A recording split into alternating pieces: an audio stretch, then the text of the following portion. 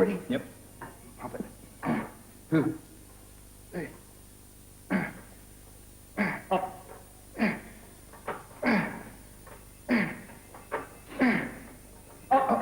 Hold it there.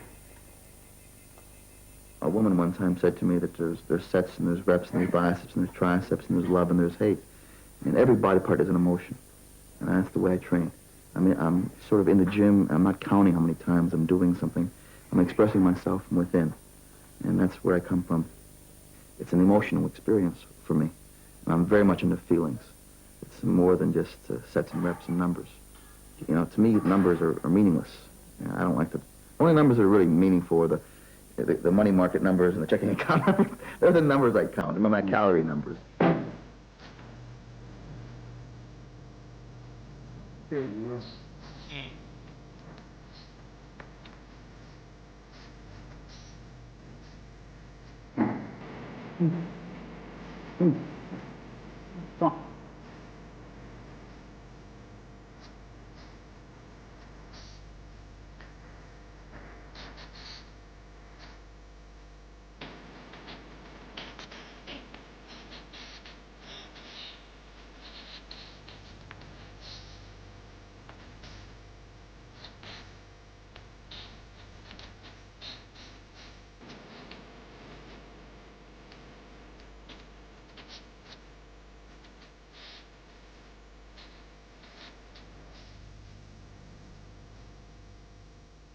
People see me training, you know, force reps, trisets, supersets, negatives, isometrics, people holding my elbows, pulling the weights up so I can just squeeze the dumbbells.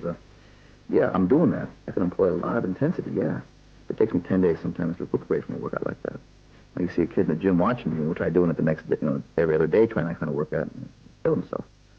And so that's one thing I think that people don't realize that when I train intense, I recuperate. I make sure I recuperate. Yeah.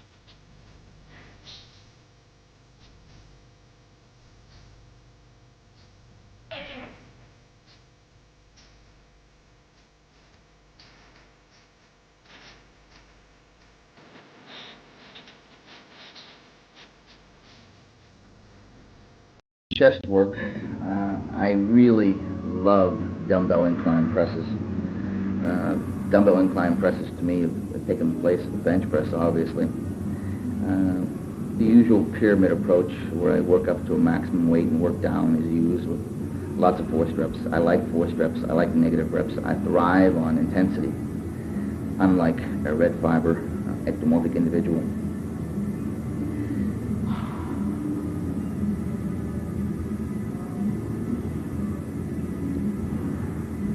May Malika asked me the question yesterday of what I feel.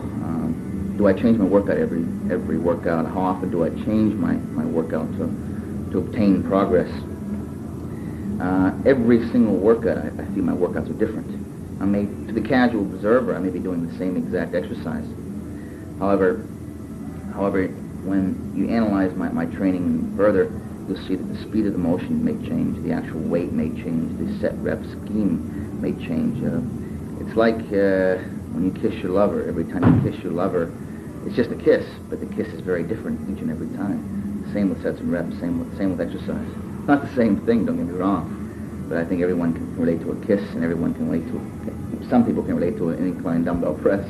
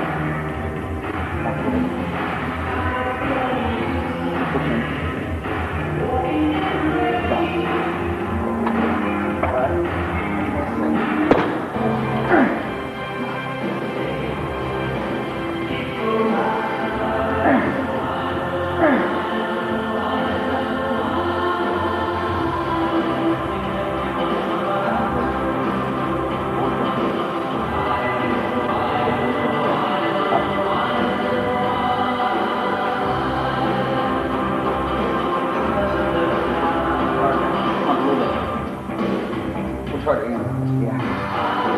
Yeah, you're good now.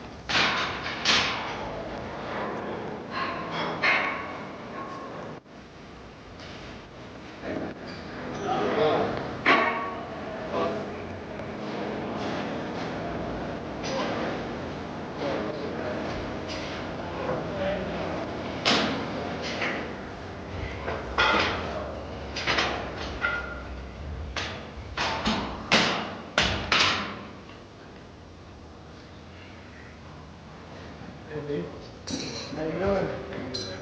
Good.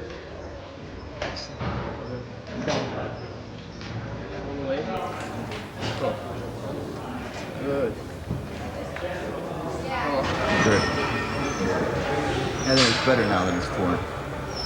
And I should tear the other one too. Which one is it? What was this one? It's taking stuff from the sky here. You know, I think it's It's amazing. I would never know the difference. Now, Now, good things how happen. it is strength-wise compared to the other one? well, this one is actually the one at tore, which is this one. I'm not sure sometimes either. It's stronger because I think mainly because they where they put a hole in the radius, the bone, they attached it. The leverage point makes it easier to throw a heavier weight. I can do more weight than I could before it was torn. Because And, they stay with the muscle reattached. It's usually stronger than before. I'm not sure about that. For me it is, in my case. Like if you do a curl, say you have 70-pound dumbbells or 65, you do 8 reps with both arms. I mean, would your left arm be stronger or would they be the same? Pretty close to the same now. At first, this one would always get tired sooner, but we want to tore. But I think because of this one tearing though, I'm much more aware of how to train better, more efficiently, I'm more creative, more inner thought. I'm more of an artist. You have to say you're fortunate because I think 10 years ago, surgery like this was impossible. No. I think 10 years ago, man, I'd have to find a new job, man. Not this year. Perfect.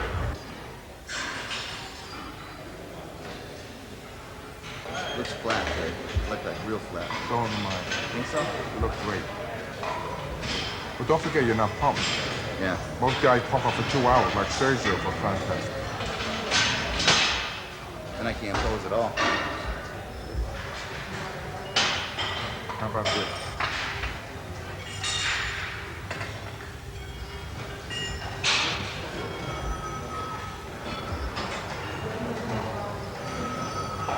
My calf. How about double off in the back and you see the calf at the same time? Excellent. Louis, the last Olympia, you competed. Concerned with nowadays when I train. I can train to the point where I can literally almost, I can feel one more set or one more force rep, the tendons will tear off the bone, the ligaments will be stretched and get inflamed. I can develop that much intensity during the course of my set, and for that reason I have to be careful. How far I take my set nowadays is based upon that benefit to risk ratio. There's a fine line involved in that when you're dealing with intensity variables. But again, I thrive, I grow on intensity, not volume training, not sets and reps, not a lot of endurance work. The old Mentor system, yes, whatever you want to call it. I thrive on less work, high intensity. Well, Arnold used to leave for exhibitions for the weekend. He used to come home skinny. When I leave for exhibitions for the weekend, I come home bigger, fuller, stronger on Monday morning. There's a reason for all this, and we can go into this during the course of the seminar also. Hack squats, again, another strange thing. It looks very strange. I'm trying to isolate certain areas of my legs And that's the reason I throw my hips forward, and that's the reason I do the leg extensions. As you're noticing the belt, the chain-like workman outfit on myself. I use that to tie my body down to the leg extension machine. I find that if I don't do that, I use a lot of biceps to hang on to the machine, which puts a lot of stress on my tendons there. To avoid putting, putting bicep stress on my bicep tendons in my arms, I had Magic make this. He offered, it was very kind of him to make this apparatus for me, which keeps the stress on my legs and off of my arms. It looks strange, but it definitely does work.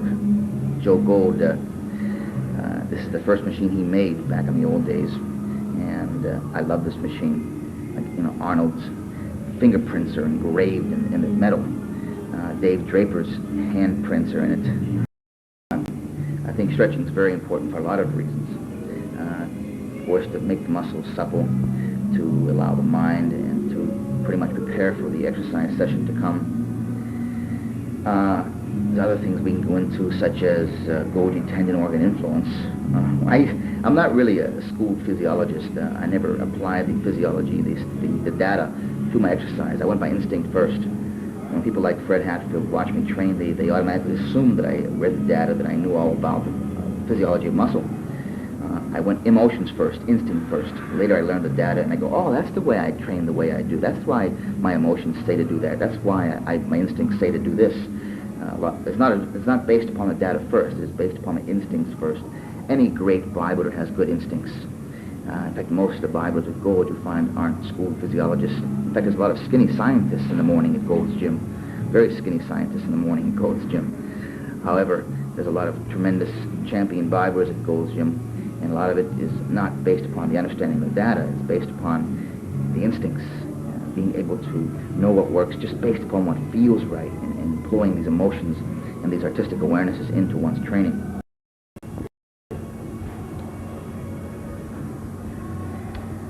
Hopefully you're seeing biceps and triceps now being supersetted. I don't really train in a conventional situation. Well, I don't know what to say about legs. I always thought that Rachel's legs were much better, to tell you the truth. What I do may be insane for the average person, but it's not for me. It works for me. I thrive on this kind of training.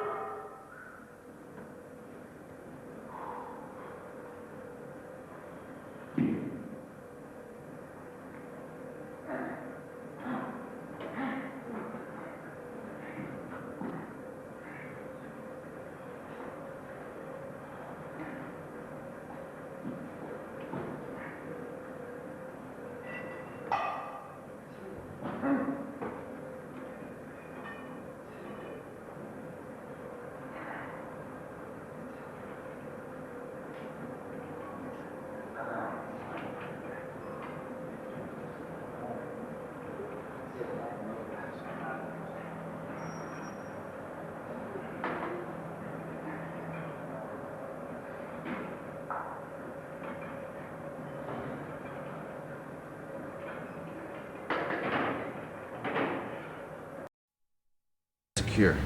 I would never get relaxed. When I endeavor to go down in the squat, I get my whole body tight. My head, my nose, my ears, my ankles, my feet, my toes, the bottom of your feet, your back, your shoulder, everything's gotta be tight. Nothing can be loose. It's like you're in a totally tight, taut condition. And everything is pushing you down and up, both. You don't relax the bottom or during the course of the motion, other than maybe relax possibly when you come to a complete lockdown. Head up, my head's always up, keeps my back straighter. This is customary position for me. I was trained by weightlifters, not powerlifters, weightlifters. And they taught me that the squat rack was the altar. Okay, I mean, this is the squat rack, okay? And you genuflect in front of the squat rack. It's where life and death will take place every workout. Best thing to do is to get deep breath on the way down. Hold it and pull it in your abdomen. Make your abdomen tight. And so you bounce, blow out the air when you go up. It's like a piston, like downward situation we talked about earlier.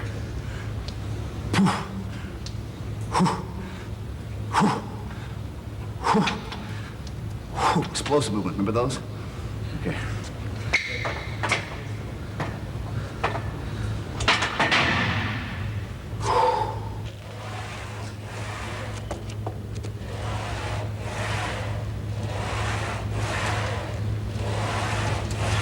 It's almost like a squat.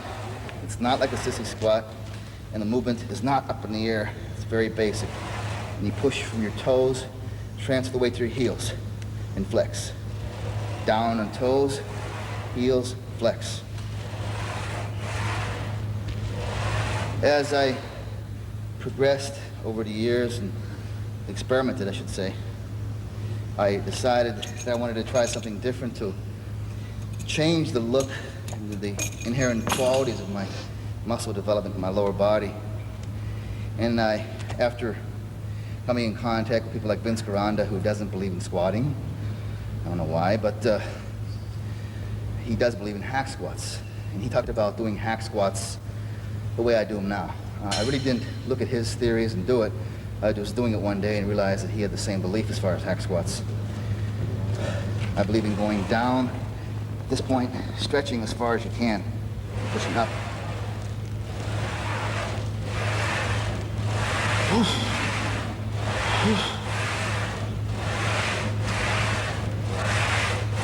Also works your calves.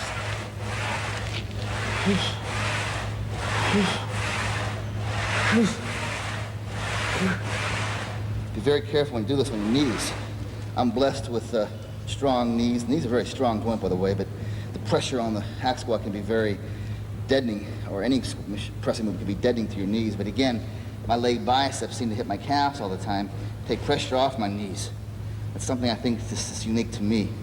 Most people, I find, should not go down as fast, should endeavor to come out of the pocket more slowly. So what I'll do sometimes to get around the cheating motion and avoid the knee problems, I'll have someone, a spotter, catch me at the bottom so I can butt rebound off of his force, his hands.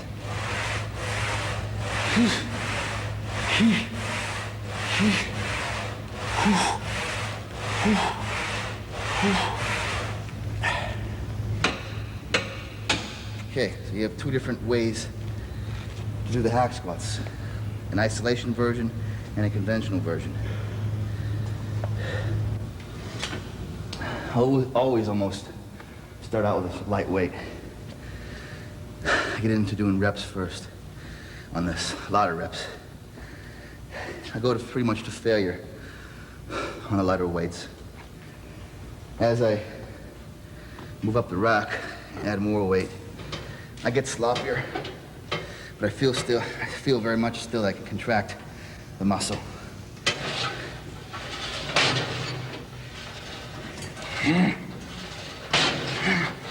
High.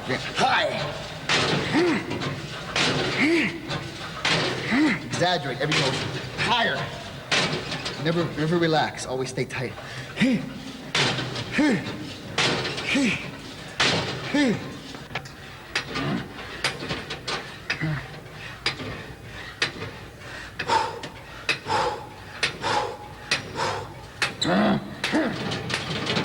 Tension.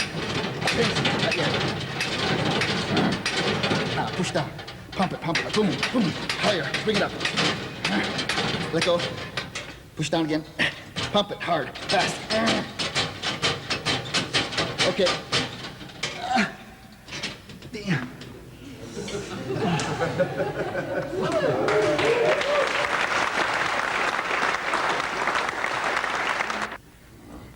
Leg curls, I perform very few sets.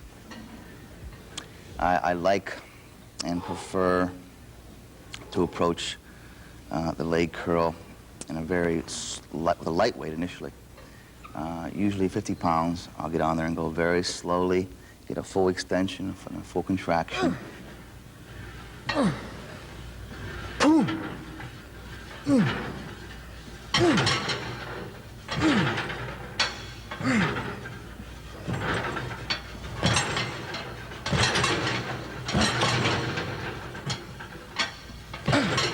just testing the machine.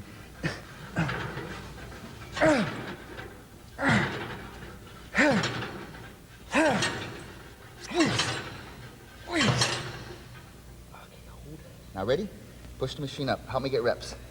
You grab my ankles, at the front of my ankles, other side. Okay, now I want you to push from there, okay? Let go. Then we go down and push again. Now real fast, in a rhythm. Get a rhythm. Ready? Go. Yeah, that's it. Push. Push. Push. Yeah, keep going. Kill me. Come on. Damn it. More. Faster. Now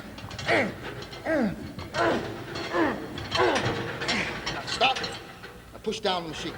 Grab the machine and push down, and I'll fight. Push harder. Harder! Come on! Forward. Okay, keep going. Okay, good. Danke.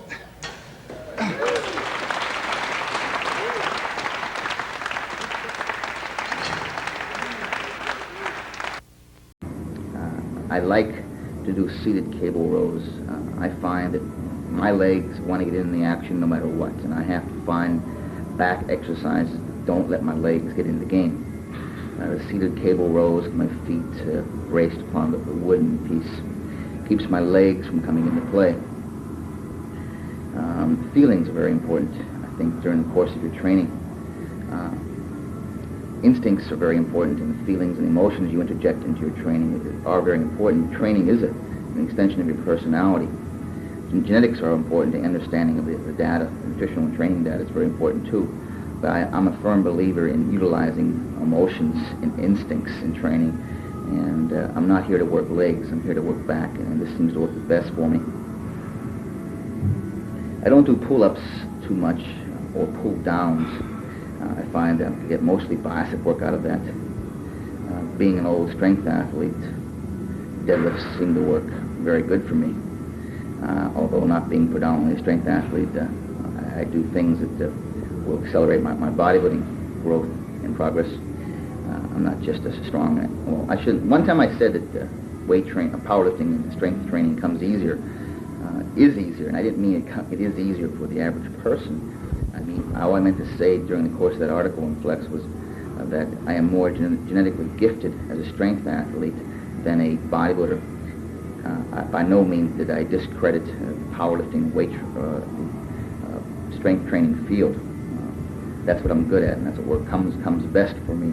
To be a bodybuilder, I have to work rather strategically and rather different.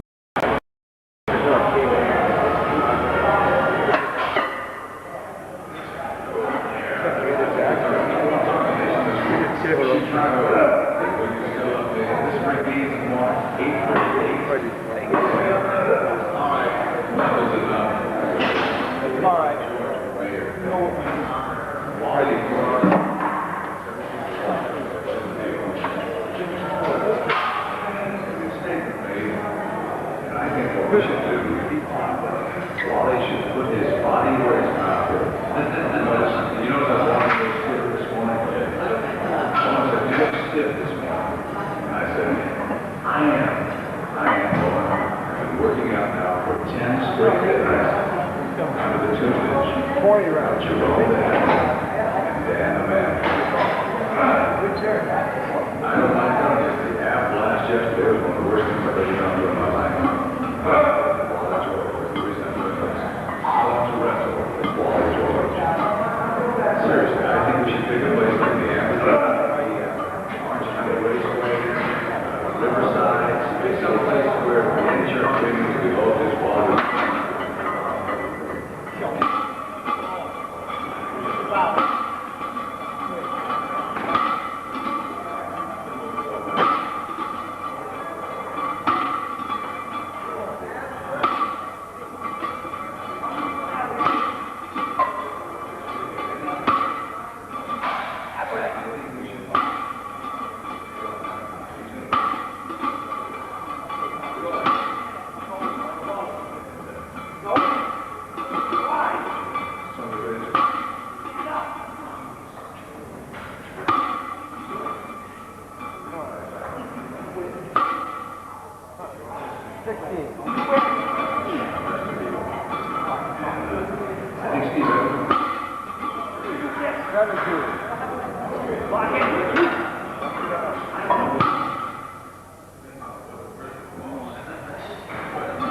Lots of reps. I find I respond, and not to the real heavy stuff, but lots of reps. Occasionally I'll pack on a lot of weight and more or less do cheat curls with my leg biceps. The tendons and ligaments are very susceptible to injury at this point. I started running this year, basically for a change in my training. I like to run. I find if I watch people that run, and if I study the people that run, I can learn to duplicate or simulate their body motion. And there's nothing in the world like a nice second wind that hits you and you're coming back to home stretched on San Vicente. We live out that way. I enjoy that. Someday I look forward to the future when I can run in the morning at 6 and do something different besides just be this muscle person. Although I'm not saying I don't like the gym anymore. I always love the gym. The gym is my first love and will always be that. But I look forward to new things, to different things, to things that make life exciting. Training gives me the feeling that I look forward to getting up in the morning, and I'm excited about life. Training gives me that enthusiasm.